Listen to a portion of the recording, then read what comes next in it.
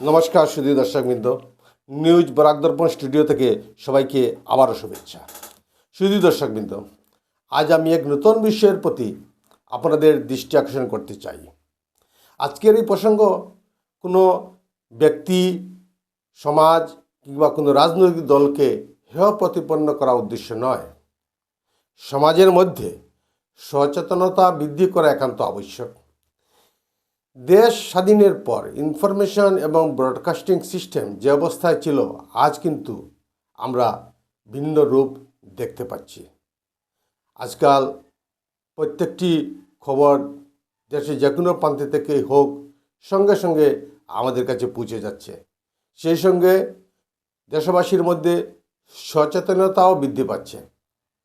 আমরা যতই সচেতন হই না কেন, ব্রিটিশ আমাদের দেশ ছেড়ে যাওয়ার সময় দুইটি ঐতিহাসিক পলিসি আমাদের ডিএনএতে প্রবেশ করাতে সক্ষম হয়েছে। একটি হলো ডিভাইড অ্যান্ড রুল পলিসি, আর দ্বিতীয়টি হচ্ছে তুষামোদ পলিসি।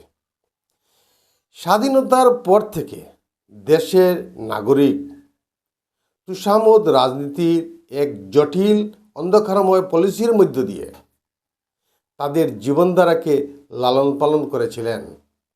কিন্তু আজ ভারত সরকার সবাইকে একসাথে নিয়ে চলার জন্য চেষ্টা চালিয়ে যাচ্ছে।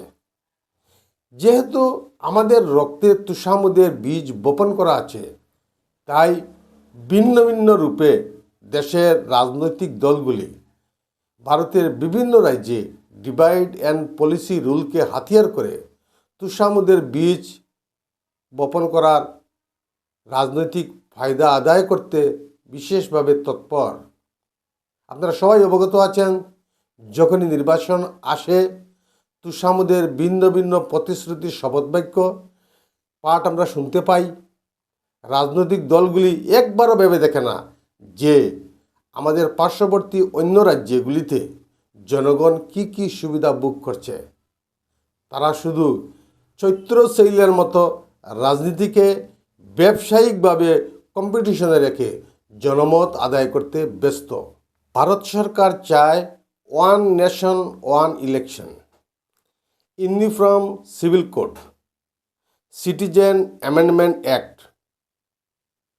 ফ্যামিলি প্ল্যানিং, অর্থাৎ সমগ্র দেশের জনগণ সমান অধিকার ভোগ করার ব্যাপারে নূতন আইন প্রণয়ন বা অ্যামেন্ডমেন্ট বলতে পারেন। যদি এই সকল পরিকল্পনার সফল বাস্তবায়ন সম্ভব হয়, তবে প্রত্যেক রাজনৈতিক দল সমগ্র ভারতবাসীর জন্য একই ইলেকশন ম্যানিফেস্টো তৈরি করতে হবে। আর তখনই ভারতবাসী বৈষম্য থেকে মুক্তি হয়তো পেতে পারে। সময় কথা বলবে, অপেক্ষা করুন। সবাইকে আজকের মতো নমস্কার জানিয়ে বিদায় নিচ্ছি।